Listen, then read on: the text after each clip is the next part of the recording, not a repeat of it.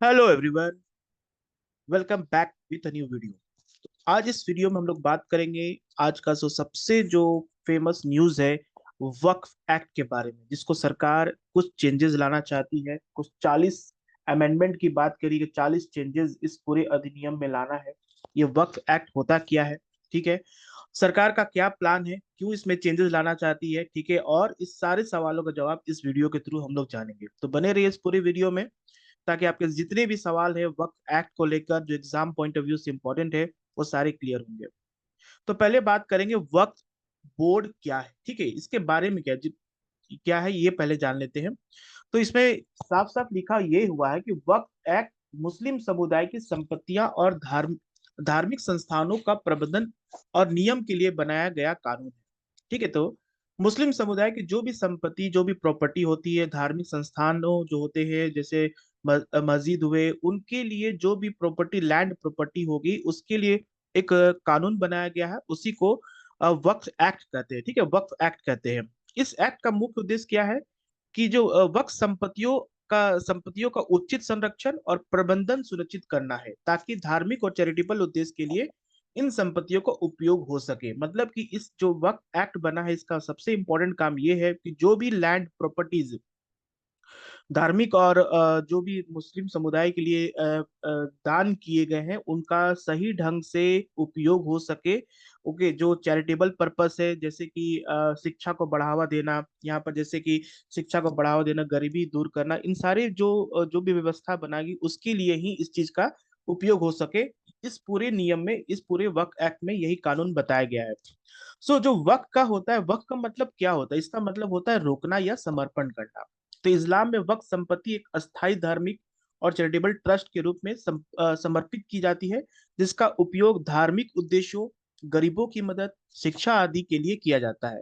तो इसमें जो भी मुस्लिम हैं जिनका पास प्रॉपर्टी ज्यादा है, लैंड प्रॉपर्टी है, तो वो क्या करते हैं, उसको डोनेट कर देते हैं वक्फ बोर्ड को। और वक्फ बोर्ड उस प्रॉपर्टी का यूज करता है किसके लिए?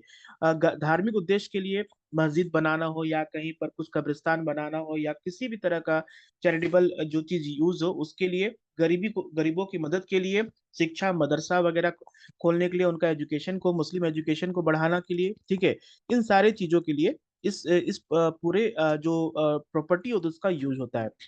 तो वक्फ संपत्तियों को प्रबंधन करने के लिए प्रत्येक राज्य में एक वक्फ बोर्ड होता है, जिसका वक्फ संपत्तियों के पंजीकरण, संरक्षण और प्रबंधन करता है।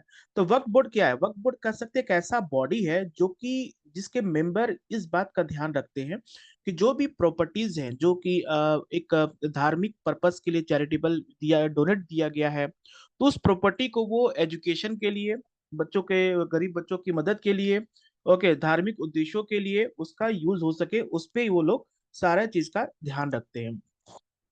अब ये काम कैसे करता है? वक्फ बोर्ड बहुत ही बड़ा, एक कह सकते हैं हायरार्किकल लेवल पे स्ट्रक्चर होता है, जिसका सेंटर से लेके स्टेट तक इसका बना हुआ है। ठीक है, तो वक्फ के पास जो संपत्तियां उनकी ठीक से रख रखाव हो सके और धार्मिक काम में आए, इसके लिए स्थानीय से लेकर बड़े स्तर पर कई बॉडीज बनाई गई है, जिन्हें वक्फ बोर्ड कहते हैं। करीब हर राज्य में सुन्नी और शिया वक्फ है। ठीक है, तो हर एक स्टेट में आप कह सकते हैं सुन्नी और शिया का एक वक्फ बोर्ड बनाया गया है, जिससे कि जो भी संपत्तियां हैं, ओके, वक्त के पास जो भी संपत्तियां, उसका ठीक से रख रखाव हो सके और उसको धार्मिक कामों में यूज हो सके, उसके लिए एक प्रॉपर बॉडी बनाई गई है।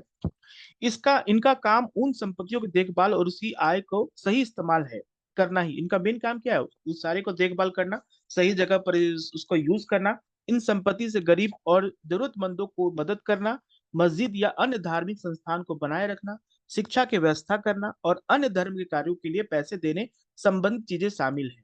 केंद्र ने वक्फ बोर्ड के साथ तालमेल के लिए सेंट्रल वक्फ काउंसिल गठित किया है। तो हर एक स्टेट में आपका वक्फ बोर्ड है, और सेंट्रल गवर्नमेंट से कोऑर्डिनेट करने के लिए यहाँ पर सेंटर ऑफ वक्फ काउंसलिंग का एक गठित किया गया, जो कि ये कोऑर्डिनेट करेगा सेंटर और स्टेट वक्फ बोर्ड्स के साथ। ठीक है, वक्त एसेट मैनेजमेंट सिस्टम, यहाँ पर वक्त एसेट, एसेट मतलब क्या? Property management system of India के मुताबिक देश में अभी पूरे इंडिया में टोटल 30 वक्फ बोर्ड है। कितने हैं? 30 वक्फ बोर्ड है। इनके हेडक्वार्टर ज्यादातर राजधानी में होते हैं। साल 1954 में नेहरू सरकार के समय वक्फ अधिनियम पारित किया गया था। तो सबसे पहले 1954 में वक्फ बोर्ड एक्ट पास किया गया था जब जवाहरलाल नेहरू हमारे देश के फर्स्ट प्राइम मिनिस्टर थे, जिसके बाद इसका सेंट्रलाइजेशन हुआ, मतलब कि सेंट्रल को ज्यादा पावर दिया गया। और 1944 इस संपत्ति के रख रखाव काम करता है। इसके बाद इसके में कई बार संशोधन होते गए, तो इसका अमेंडमेंट भी हुआ है। कुछ ऐसे अमेंडमेंट है जिसमें बहुत से ज्यादा पावर भी इनको दिए गए, उसके बारे में बात करेंगे। सो सो वक्फ बोर्ड में क्या होता है, सर्वे कमिश्नर होता है। इसमें कौन होता है, सबसे इंपॉर्टेंट पोस्ट होता है सर्वे कमिश्नर का, जो संपत्तियों का लेखा जोखा रखता है। इसके अलावा इसमें मुस्लिम विधायक, मुस्लिम सांसद, मुस्लिम आईएएस अधिकारी, मुस्लिम टाउन प्लानर, मुस्लिम अधिवक्ता और मुस्लिम बुद्धिजीवी जैसे लोग शामिल होते हैं। वक्फ ट्रिब्यूनल के प्रशासनिक अधिकारी होते हैं। ट्रिब्यूनल में कौन शामिल होगा इसका फैसला राज्य सरकार करती है। जो बोर्ड इसके जो वक्फ बोर्ड के जो होते हैं, जो सारे प्रॉपर्टी का लेखा जोखा करते हैं, वो सर्वे कमिश्नर होते हैं। इसके अलावा इसमें मुस्लिम विधायक हो, मुस्लिम जो एमएलए हो, एमपी हो, मुस्लिम आईएएस अधिकारी, जितने भी टॉप मैनेजमेंट के जो लोग होते हैं, पावरफुल लोग होते हैं, उन सारे इसके मेंबर होते हैं। इसीलिए इस वक्फ बोर्ड को ज्यादा पावरफुल बॉडी कहा जाता है। अक्सर राज्य सरकार की कोशिश यही होती है कि वक्फ बोर्ड का गठन ज्यादा से ज्यादा मुसलमानों से हो, ठीक है, ताकि मुसलमानों के जो भी उनके धार्मिक से रिलेटेड जो भी बातें हो, उसका सही ढंग से सही जगह पे उस प्रॉपर्टी का यूज किया जा सके। बात करते हैं वक्फ बोर्ड को लेकर वो फैक्ट जो चर्चा में आज है, ठीक है, जो इसको आज के समय चर्चा में क्या क्या बातें हैं। तो पहला वक्फ अधिनियम जो आया था 1954 में पारित किया गया था। पहला संशोधन कब हुआ था, 1995 में। याद रहे 1991 में, ओके, बाबरी मस्जिद डिमोलिशन के बाद पीवी नरसिम्हा राव गवर्नमेंट ने इनको ज्यादा पावरफुल बनाया था, उनको ज्यादा जैसे कि वो उसको उसको कंपनसेट करने के लिए 1995 में इस अधिनियम को और भी संशोधित किया गया। फिर यूपीए गवर्नमेंट ने 2013 में दूसरी बार संशोधन किया, तो 1954 में ये एक्ट पास हुआ। 1995 में इसका पहला अमेंडमेंट हुआ और 2013 में इसका दूसरा अमेंडमेंट हुआ, ठीक है। तो अब कह सकते 2024 में अगर ये होता है तो तीसरा अमेंडमेंट होगा। तो दुनिया किसी भी देश में वक्फ बोर्ड के पास इतनी शक्तियां नहीं है, यहां तक कि सऊदी या ओमान में भी ऐसे कानून नहीं है। तो जो इंडिया में जो वक्फ बोर्ड है, उनके पास बहुत ही पावरफुल बनाए गए हैं। उनको बहुत सारे, मतलब कह सकते हैं कि राइट्स दिए गए हैं, जो कि पूरे दुनिया में किसी भी मुस्लिम कंट्री में वैसा वैसा मतलब पावरफुल उनके हैंड पावरफुल नहीं बनाया गया जितना इंडिया में है। एक बार जब कोई जमीन वक्त के पास चली जाती है तो उसे पलट नहीं सकते। ये सबसे इंपॉर्टेंट बात है। एक बार आप डोनेट कर दिए तो उसको वापस आप ले नहीं सकते, ठीक है। पावरफुल लोगों ने वक्त बोर्ड पर कब्जा कर लिया है, ठीक है। अभी ये सारी चीजें चल रही है। पावरफुल लोग जैसे हम लोगों ने पढ़ा, मुस्लिम एमएलए, मुस्लिम एमपी, मुस्लिम आईएएस ऑफिसर, जितने भी मुस्लिम बिजनेसमैन, बड़े बड़े जो मुस्लिम लोग हैं, वो लोग सारे इसके मेंबर होते हैं।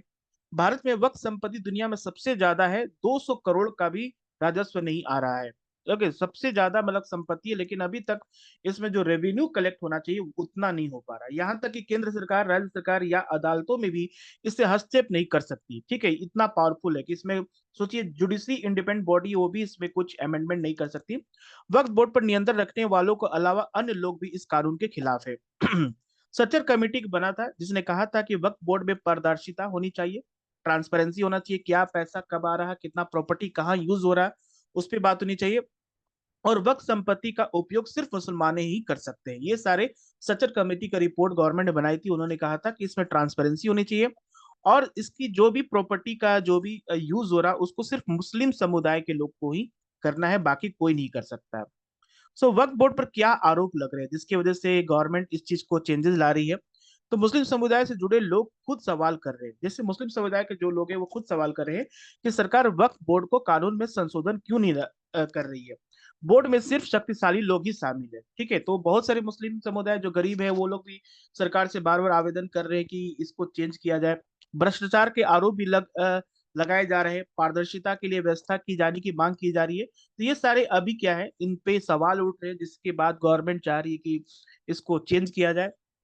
जैसे कि मैंने बताया 2013 में यूपीए गवर्नमेंट इसको चेंज किया था, तो इस वक्फ बोर्ड की शक्तियों को बढ़ा दिया गया। जो सेकेंड अमेंडमेंट हुआ था, उसमें वक्फ बोर्ड का जो भी रूल्स रेगुलेशन थे, जो भी पावर थे, उसको और बढ़ा दिया गया। जैसे कि आम मुस्लिम, गरीब मुस्लिम, महिलाएं, तलाकशुदा महिलाओं के बच्चे, शिया और बोहरा जैसे समुदाय लंबे समय से कानून के बदलाव की मांग कर रहे हैं। तो जो मुस्लिम जाति में भी जो लोग हैं, गरीब हैं, ठीक है, तलाकशुदा महिलाएं हैं, उन भी अपने बच्चों की भविष्य के लिए शिया और बोहरा जैसे समुदाय लंबे समय से एक गवर्नमेंट से चाह रहे हैं कि इसमें बदलाव हो। इन लोगों का कहना है कि वक्त में आज आम मुसलमानों की जगह नहीं है, सिर्फ पावरफुल लोग हैं। रेवेन्यू पर सवाल उठता है, कितना रेवेन्यू आता है इसका कोई आकलन नहीं करने देता है। ओके, कितना रेवेन्यू, इसका कोई मतलब, जैसे कि राइट टू इन्फॉर्मेशन कंट्रोल, आप गवर्नमेंट से जान सकते हो क्या हो रहा है। रेवेन्यू जब रिकॉर्ड पर आएगा तो मुस्लिम के लिए ही इस्तेमाल होगा, ठीक है। इसमें ये रेवेन्यू जब रिकॉर्ड में आएगा तो वो किसके लिए होगा? चैरिटेबल पर्पस, ओके, उनके एजुकेशन के लिए। देश में अभी तक टोटल 30 वक्फ बोर्ड है। सभी वक्फ संपत्तियों में हर साल 200 करोड़ की राजस्व प्राप्त होने की अनुमान है, लेकिन वो रिकॉर्ड में नहीं आता है कि क्या 200 करोड़ रेवेन्यू आ रही है या नहीं आ रही है। अब क्या गवर्नमेंट इसमें प्लान, गवर्नमेंट का क्या प्लान है, गवर्नमेंट क्या चेंजेस लाना चाहती है कि कैबिनेट ने वक्फ अधिनियम करीब 40 संशोधनों को मंजूरी दे दी है। 40 अमेंडमेंट होंगे। मोदी सरकार कैबिनेट ने वक्फ बोर्ड को किसी भी संपत्ति को वक्फ संपत्ति बनाने की शक्तियां पर अंकुश लगाना चाहती है, ठीक है। जैसे कि इनके पास एक कोई भी प्रॉपर्टी को वक्फ की प्रॉपर्टी को बना सकते हैं, तो उस पर गवर्नमेंट उस पर रोक लाना चाहती है, ठीक है। इन संसाधनों के उद्देश्य किसी भी संपत्ति को वक्फ संपत्ति के रूप से नामित करने के वक्फ बोर्ड का अधिकार को प्रतिबंधित करना है। वक्फ बोर्ड द्वारा संपत्तियों पर किए गए दावों को अनिवार्य रूप से सत्यापन किया जाएगा। संशोधक विधेयक पारित होने के बाद वक्फ संपत्तियों की मैनेजमेंट और ट्रांसफर में बड़ा सा बदलाव आएगा, ठीक है। जो भी ट्रांसफर होगा प्रॉपर्टी, उस पर एक बदलाव आने वाला है। सूत्रों का कहना है कि कानूनों में संशोधन की वजह भी जिक्र की जाएगी, ठीक है। इससे जस्टिस सत्तर आयोग और के रहमान खान की अध्यक्षता वाली सांसद की संयुक्त कमेटी के सिफारिशों को हवाला दिया गया है। तो इसमें जो कमेटी है वो जस्टिस सच्चर कमेटी और के रहमान खान, इसके दो चेयरमैन है कमेटी के ना। कानून में क्या बदलाव होगा? जैसे सबसे बड़ा कानून में बदलाव ये हो रहा है कि अब इसमें महिलाएं पार्टिसिपेट करेंगी, ठीक है। क्योंकि मौजूदा कानून मुताबिक राज्य और केंद्र सरकार वक्फ संपत्तियों में दखल नहीं दे सकती। संशोधन के बाद वक्फ बोर्ड में अपनी संपत्ति जिला मजिस्ट्रेट के दफ्तर में रजिस्टर्ड करनी होगी ताकि संपत्ति का मूल्यांकन हो सके। तो जो भी प्रॉपर्टी है उसको डिस्ट्रिक्ट मजिस्ट्रेट के पास उसको रजिस्टर्ड करना होगा, ताकि उसको सही ढंग से उसका मतलब ट्रांसपेरेंसी रहेगा, उस पर एक नजर रखी जा सके कि उस प्रॉपर्टी का क्या यूज हो रहा है। राजस्व की जांच होगी, जितनी भी रेवेन्यू गवर्नमेंट वक्फ बोर्ड कलेक्ट कर रही है उसकी जांच होगी। नए बिल में यह प्रावधान होगी कि सिर्फ मुस्लिम ही वक्फ संपत्ति बना सकते हैं। बोर्ड के स्ट्रक्चर में बदलाव किया जाएगा और इसमें महिलाओं की हिस्सेदारी भी सुनिश्चित की जाएगी। राज्य में वक्फ बोर्ड में महिलाएं सदस्य शामिल होंगी। सबसे बड़ी बात है कि महिलाएं इसमें शामिल होंगी। जो कि महिलाएं जब शामिल होंगी तो वो अपने हित के लिए, अपने महिलाओं के जो मुस्लिम महिलाएं हैं जो तलाकशुदा है उनके लिए भी कुछ नए कुछ ऐसे प्रॉपर्टीज होंगे जो उनके सहयोग, उनके उनके अपलिफ्टमेंट करने में यूज होगी। प्रत्येक राज्य बोर्ड में दो और केंद्रीय परिषद में दो महिलाएं होंगी।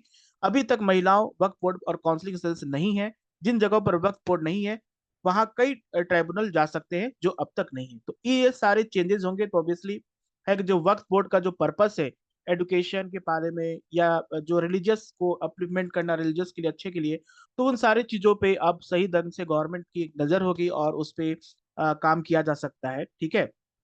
तो ये कहीं ना कहीं बदलाव मुस्लिम को लिए, जो समुदाय है उनको उनको आगे बढ़ाने के लिए, जो गरीब मुसलमान है उनको आगे बढ़ाने के लिए सरकार का ये कदम काफी अच्छा होने वाला है। तो इसी तरह इस न्यूज को हम लोग यहीं पर एंड करते हैं। अगर आपको अच्छा लगा वीडियो तो subscribe this channel, okay, for more update. Thank you.